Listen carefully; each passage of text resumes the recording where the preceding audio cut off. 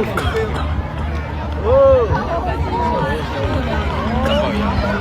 的多呢？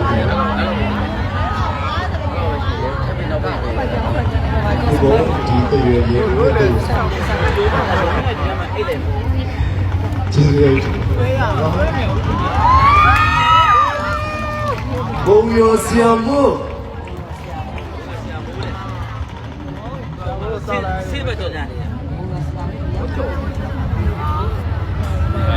有没有记得回答问题？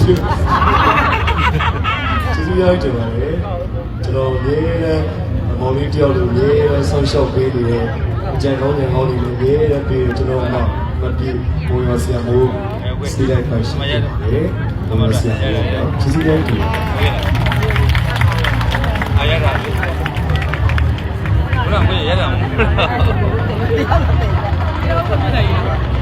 ကိုရီးယားတိုင်းလေးကြားရကြ